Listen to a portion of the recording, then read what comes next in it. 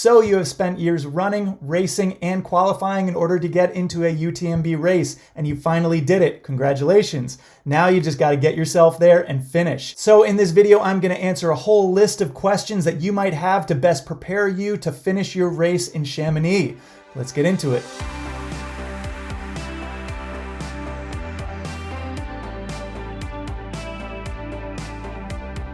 Hello and welcome. My name is Alexander Tucker, and this is my channel where we talk about running, racing, training, and all things adventure travel across the world. And if you are here today, it's most likely because you have gotten into a UTMB race. Whether that is UTMB, the godfather of all ultra trail races, or CCC, OCC, TDT, TDS, whichever it is, you are heading to Chamonix to toe the line at a starting line. So in this video, it is my hope to be able to share as much of my experience getting into all the questions that you might have, providing some answers, and helping to give you as many resources as you need in order to finish the race when you get there in Chamonix. A little bit about my experience is I have been running endurance races for about 15 years and taking about 10 of those to qualify for UTMB in the process. Traveling to and running in over 50 countries on all 7 continents. So when I qualified for UTMB in 2020, I knew that I had to bring my best to the table, bring all of my experience and everything that I had learned to run the best race that I could. Unfortunately, some health complications and the pandemic deferred my race until 2023, where I eventually went and finished running a 39-hour UTMB. So that tells you, yes, I'm a finisher, but I am a solid mid-pack runner. I am not a competitor. I do this because I love running ultra races, getting out there, meeting wonderful people on the race course, and traveling around the world to do it. So today, as we dig in, we're going to explore all these thoughts and questions we might have about Chamonix and running UTMB. I got myself a glass of wine to settle in and dig into all this information. Pour one for yourself in the process, or maybe a cup of tea or a cup of coffee, however you like it. Hit subscribe if you find this helpful and click like if you are enjoying it. Let's get into it. So first off, we're going to talk about the UTMB race overview. Basically, all the questions that you might have about the race from start to finish, how to best prepare for it, how to train for it, what to bring, and what to expect when you get there on race day. And then after that, we're going to talk about all the experiential related questions you might have. Traveling to and around the Chamonix Valley, accommodations, and what to expect from UTMB race week across all race distances. Personally, I've only run UTMB, so I can't speak to finishing the other races, but I can give you my experience about UTMB race week and how that might best prepare you for your specific race. So starting off at the beginning, what is UTMB like? Honestly, words don't even express what this race is like. Think about it like the Olympics for trail running. It really has become a multinational, international, multi-dimensional experience for people who love to trail run. And these people come from all over the world. So you have trail runners coming from dozens of countries across the world, all different age ranges, and people from all walks of life. You have professional runners, you have hobby runners, you have strong athletes, and you got the weekend warriors. So whatever you are bringing in, know that you are invited to bring whoever you are. This is a place that is accepting of all walks of life, and for people who are coming to best express themselves as the performer and the runner that they most want to be. This race happens at the end of August every year, nestled in the Chamonix Valley, right in the heart of the Chamonix Valley, starting and ending in Chamonix, right at the foot of Mont Blanc, and that's where it gets its name from, Ultra Trail du Mont Blanc, which is the circumnavigation around Mont Blanc. It's named for the Trail du Mont Blanc. But this race was created in 2003, 22 years ago, in order to condense that whole experience for a one-day experience. Well, say it's one day, it's more like you cut off of 46 hours. It was designed to be a true test of physical limits, and since then, it grew from a small mountain race into the true magnitude of what it is now, one of the world's leading trail races. A general course overview, it begins in Chamonix and runs counterclockwise through the Chamonix Valley, over the mountains into Italy, and then back around through Switzerland, finishing again in Chamonix. The course itself is 170 kilometers, or about 106 miles, running roughly about 11,000 meters of elevation gain, or 32,000 feet of climbing from start to finish. So it is no joke. It really does require the most from you, but that's why you really do have to come prepared for this race. It is no joke. Yes, it is picturesque, but it does expect you to come prepared. My chair is squeaky here. Now, as far as terrain, what is the terrain like? I have made a couple of videos that both will show you the race terrain and also give some more deeper suggestions about the race experience and the Chamonix experience, and you'll be able to see those in the description below. But generally speaking, it covers just about everything that you could come to expect from a trail race. It has everything from sections of asphalt to hard-packed gravel to ski slopes to loose scree, the slippery stones from the glacier tailings. When it is really, really loose, it's treacherous and slippery under your feet. So you have to expect loose stone too. You do have to expect just about any terrain that's out there. Just know that if you have run it before, you can expect to see it on the race course. And then from there, what can you expect about elevation or the altitude? Now, this altitude doesn't really go as high as some other races do. If you are a flatlander or a coastal person or coming from a relatively flat place in the world, this might not be something that you're used to. But if you have run mountain races before, this is an alpine mountain race. So you can expect extremes in altitude for the duration of the race. Though the course does range in extreme grade, so you're going to climb a lot over the course of the race, it does not top out at anything higher than 8,200 feet. And if you're coming from a place that uses meters, I'm sorry, I'm not going to do the conversion in my head well. So I'll just say 8,200 feet. It ranges from about 3,000 feet up to 8,200 feet, but it does it enough to know that you are going to be climbing the entirety of the race. There is very little flat terrain over the course of the whole race. The first miles in and the last miles out are pretty much all you're going to run that are flat. As I said, this race goes out of Chamonix, around Mont Blanc, and it goes through 3 countries, from France to Italy to Switzerland, and stops through all these beautiful alpine villages along the way. And if and when you run during the day, you're going to get these beautiful mountain vistas coming out of the villages or going over passes. So you're going to get these stunning views, but just know that you're going to work for those views too. Most likely, at any given time, you're going to be coming out of a 3,000 foot climb or heading into one. So of course, that begs the question, do you need to acclimate?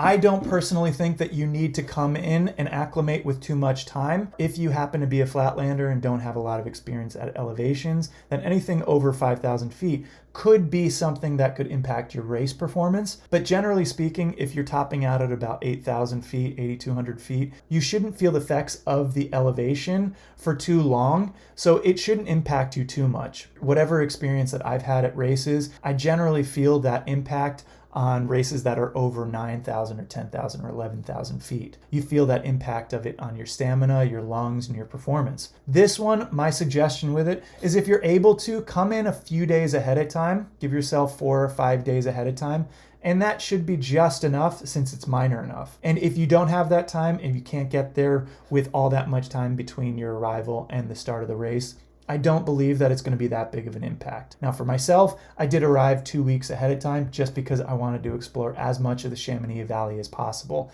And if you're able to, it definitely will positively influence your race performance on race day. So given the terrain, the grade, and the elevation, you can expect to have to put a lot of time into your climbing. If you are running this race, you are no doubt an experienced ultra runner.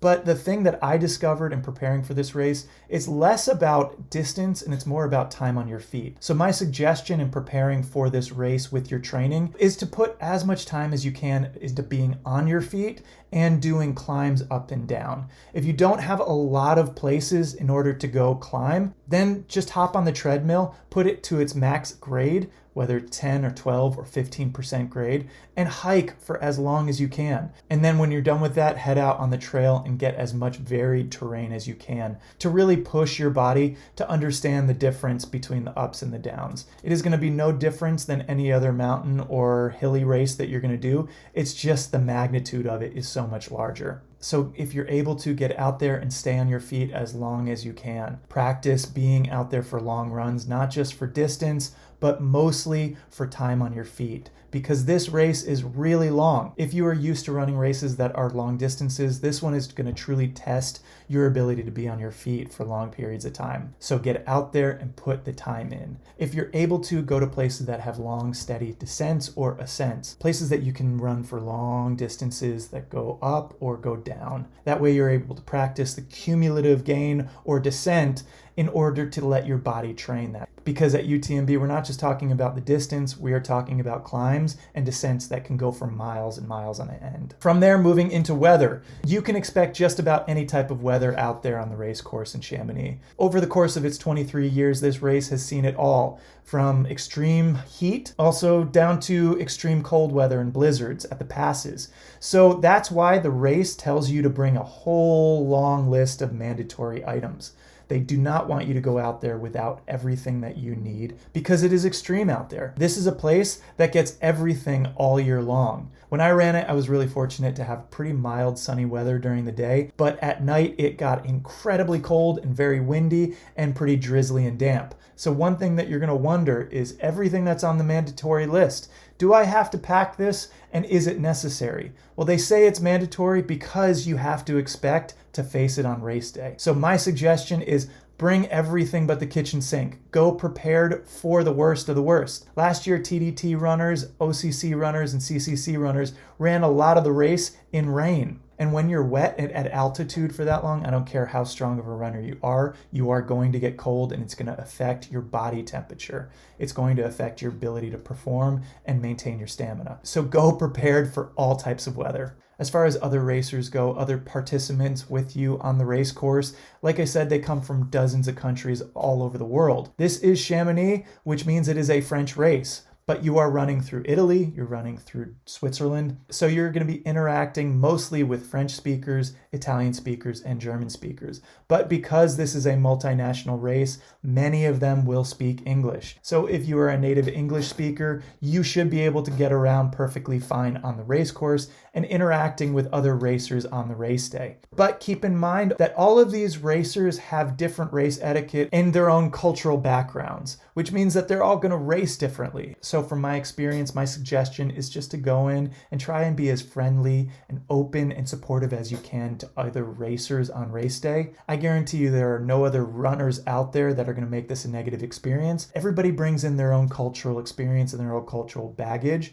So just expect that people are going to run this differently than you. Speaking of aid stations, what are the aid stations like? This is a French race, which means you can expect lots of things that you might not find elsewhere. And when you come to the aid stations, they are going to be fully stocked with everything that you most likely need, from sweet treats to savory treats, whatever their race hydration is. I, in the past, have not enjoyed the race nutrition, mainly the hydration that they choose. I prepared to bring my own and did use drop bags at certain aid stations. Various aid stations along the way do allow you to send drop bags in ahead of time. So you can go ahead and prepare your drop bags with certain things that you're going to need at various durations of your race. But also know that not every aid station is going to offer drop bags. So as you prepare for your race, check where the aid stations are going to be that are going to allow for drop bags and utilize them if you can. I was thoroughly impressed with the aid stations, but also keep in mind this race has lots of runners. This one has over 2,000, which means that some of the aid stations are going to be pretty packed when you're trying to run through them. So plan ahead and know what to expect when you get there. Know what you want and how to get through there as fast as possible, because it's going to get a little stuffy and a little loud, and you're going to lose some time in those aid stations because they are so packed. As the race goes on into the second day, into the second night, and into the following morning, it's going to spread out, so the aid stations aren't going to be as intense. But that first night, those aid stations are pretty packed, so expect that. I do recommend using drop bags where you can. It is tough when you travel to a place and have to bring all the supplies for your race. So I understand you might not want to be traveling to Chamonix, whether it's overseas or within Europe, and have to bring so much stuff. But if you're able to plan and bring things that either you can use for your drop bag or leave when you're done, then I would recommend it, because it's better to have it late in the race than not have it. As far as snacks go, they have all sorts of candies. The savory treats are pretty spectacular. It's basically a charcuterie spread. You got bread, meats, and cheeses, salty biscuits, and crackers, pretzels. All those things that you might want when you're getting kind of tired of your gel or your candy or your nutrition bar or your drink. Whatever you feel like you will need, they might have it. Broths and soups towards the end and through the night, they will have that, which will help keep you warm and keep your electrolytes up. And from there, how about crew? Will you need crew for this race? This race is incredibly well supported, so you will not need crew. But if you do want to have crew and spectators, there are a few things that are helpful to know. I was fortunate enough to have my friend Bianca come and be my race support, my crew member, and to cheer me on when I was feeling low, which definitely helped, but it is not the most easily crewed or spectated experience. You have to keep in mind, this is a 170-mile race through a whole bunch of mountain towns. It's not easy to get to them. So if you have a crew member, you have to prepare them well for all the bus schedules, and if they're not going to take the bus and they're going to use their car, what locations they can actually drive to themselves, because many aid stations do not allow spectators or crew members to drive themselves there. They either have to take the bus or they're not allowed to go visit themselves. So if you are going to be going with somebody, whether it's a family member, a partner, a friend, another running buddy, just make sure that you are prepared to give them all the information they need on race day. And when you get to race headquarters on race week,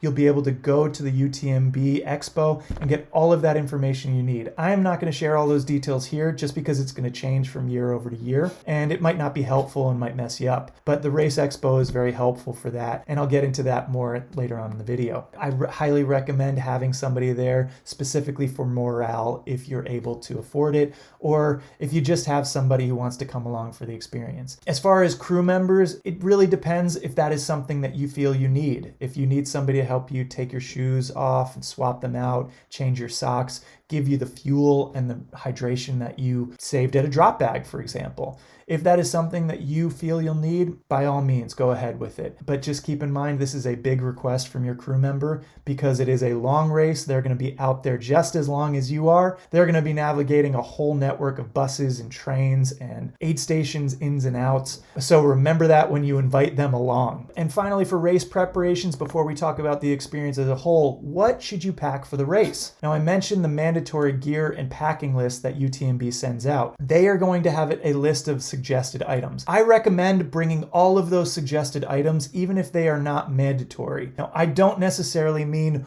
bring them with you on race day, but I do suggest coming to Chamonix with them because it's going to be a lot better for you to arrive to Chamonix with everything that you need for any emergency situation and then pack it for race day if you end up needing it than it is getting there and feeling like you don't have all the gear that you need. I am somebody who likes running a mountain race with all the necessary items that I feel comfortable with. I do run with a good sturdy pack that's going to keep all of my items in the back with plenty of fluids and fuel so that I never feel like I'm running without my necessary sustenance. What else am I forgetting? As you can see from my videos, I do run with camera equipment too. That's not necessarily something that most people will run with, but be sure to come with plenty of batteries for your phone since they will require you have it on the entire duration of the race. I think they might even require you to bring a backup battery pack for that too. These are things that most runners don't think about when they're planning for a race because we generally don't run long enough to have to think about them. But this race is really long and it is really extreme. Come prepared with everything that you'll think you'll need in any emergency situation.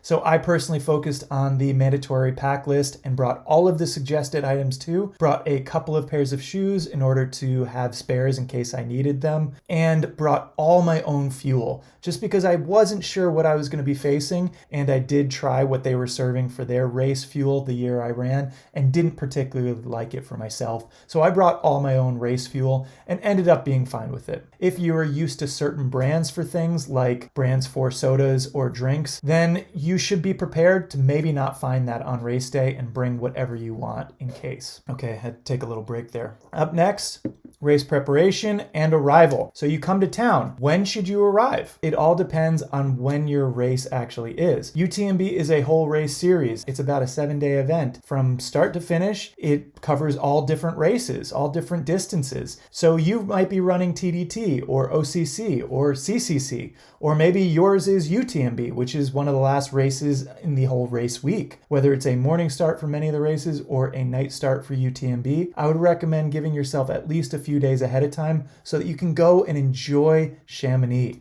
It is a spectacular place. I mean, truly, this race is unlike any other race in the world for that reason. It is heaven on earth for trail runners, for hikers, for anybody who loves the outdoors. You are just surrounded by beauty at all turns. Everywhere you look, there's just a gorgeous vista and a beautiful mountain or a wonderful sunset or sunrise coming over the mountain in another direction. So whatever it is, it's going to capture your attention and you're going to want to enjoy being there. So if you're able to, give yourself at least 3 days to go and enjoy the race expo when you are there. Get connected to the other runners, check into your accommodations, go out and eat in town, walk around and just feel the energy, because it does feel like it's a small version of the Olympics. There are people from all walks of life, from all corners of the earth, and they are all there to have an amazing experience. So it kind of feels like a perfect experience that we would all hope for, but rarely ever get. So that's why I say at least a few days ahead of time. I personally arrived about 12 days early because I really wanted to enjoy the experience that I had there. So with that extra time, I got out there and explored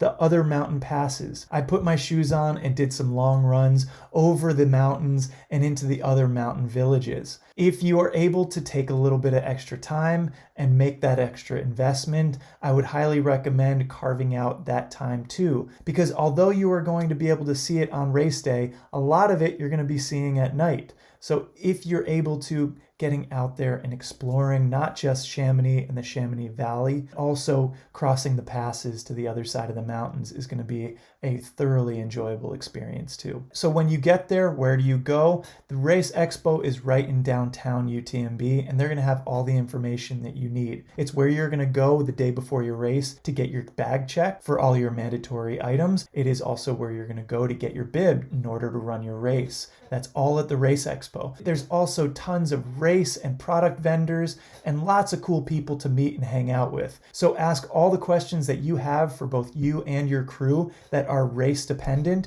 Where do you go for the shuttles? Where is this aid station for your crew member to be able to join you? Where does the drop bag go? All of that is at the Race Expo. So when you get settled at your accommodation and have slept off the jet lag, head over to the Race Expo and start having fun. And as I said before, the UTMB race is a night start. It is a 6 p.m. start. So if you are not used to that, or maybe coming in with some travel or some jet lag behind you, you're going to want to plan some rest in your schedule so that you are feeling as recuperated and rested heading into that night start. Now, I do understand that if you normally don't sleep in or don't normally take naps, that it's hard to feel rested heading into a night start. But even if your body is rested and your mind is not sleeping, that is still helpful for your body to have the energy that it needs for the race, even if you just turn the brain off for an hour or two on race day and let your body rest beforehand. So that night start is going to be a challenge for people. So giving yourself as much rest heading into that and taking naps where you can is going to give you lots of extra energy and prepare you the best that you can to have the stamina for your race performance. What should you expect for race week in Chamonix? As I said, it is a big experience for lots of people, and it is also a big production for UTMB. There are cameras everywhere, and they are live streaming most of the events for you to be able to participate in. So if you're able to go to race starts or stay at the finish and cheer people on for whatever the race distance is, it keeps that energy up for everybody.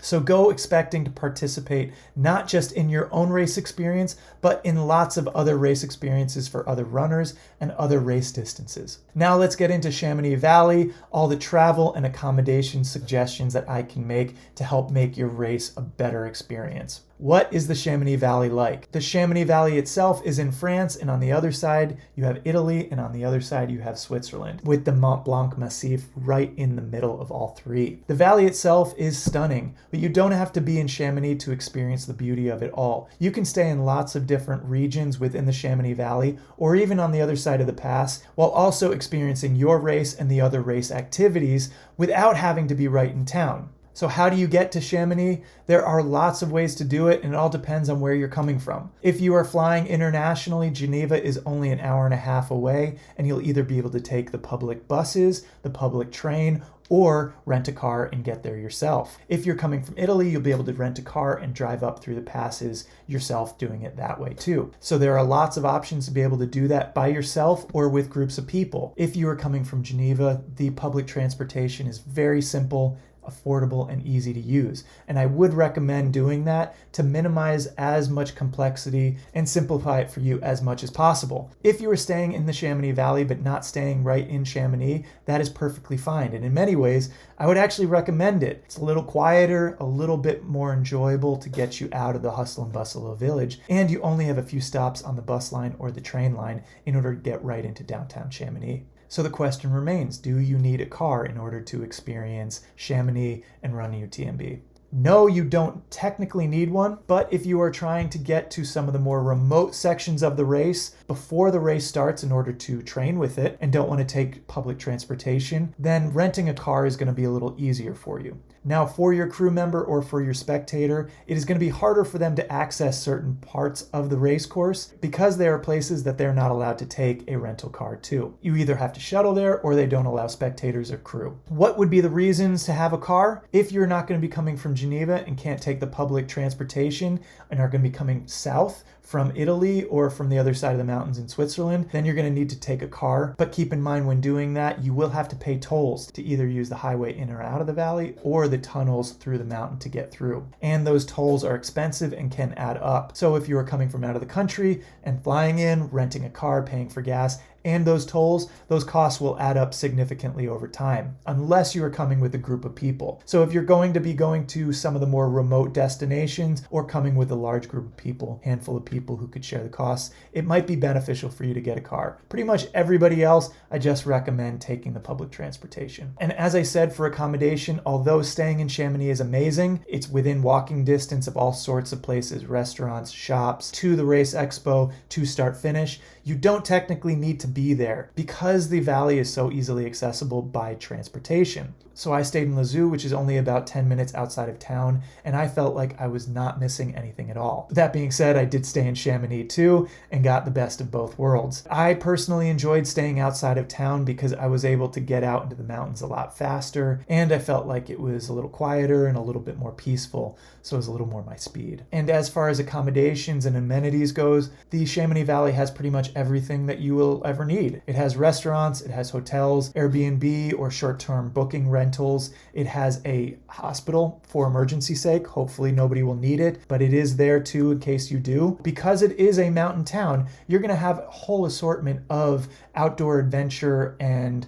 gear outfitters, suppliers to be able to get anything that you either forgot at home or didn't want to carry with you. If you did happen to leave home and forget something, don't worry. I guarantee you'll be able to find some last minute items in any shop in town. That being said, it is also one of the busiest weeks of year, so don't go planning to be able to get everything. Most likely, if you forget some items or needed some last minute additions, you should be able to find them fine. Now, as far as food goes, restaurants, grocery stores, bakeries and pastry shops. It is France, so you can expect to find just about the best of what you could ever hope to find.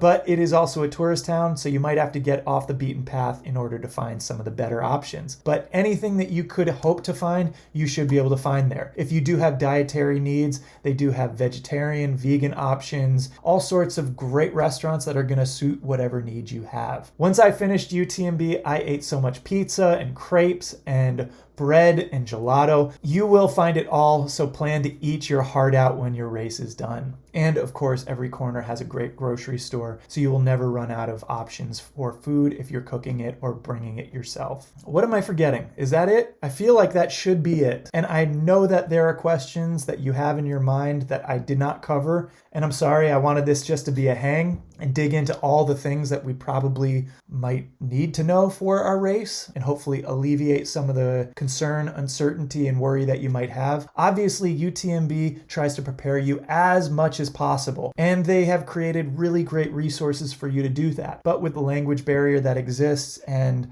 sometimes the professional nature to it, it can kind of get lost in the communication. So my hope was with this video, you'll get everything that you need. But if you did not, my hope is to continue to be a resource for you. Now, I am a coach in my life and in my business, so I like helping people get clear on what their running and life-related goals are and build plans to accomplish them. So if I didn't help you enough in this video, I'm offering you a free sample call. You'll be able to schedule that in the description below. And as I said earlier in the video, I created some other information videos about about UTMB, including videos like race recaps, Chamonix information video, and a race packing video. And I'll add all those in the description below. But if you're looking for a little bit more help, you can schedule that call and I'll guide you through whatever I know about UTMB and hopefully help you with whatever running or life questions you might have. But if that is too much to ask and all you want to do is ask a simple question, you can shoot me an email or drop me a DM on my Instagram, Alex D. Tucker. I would love to hear from you, or at the very least, connect about your race and hear how it's going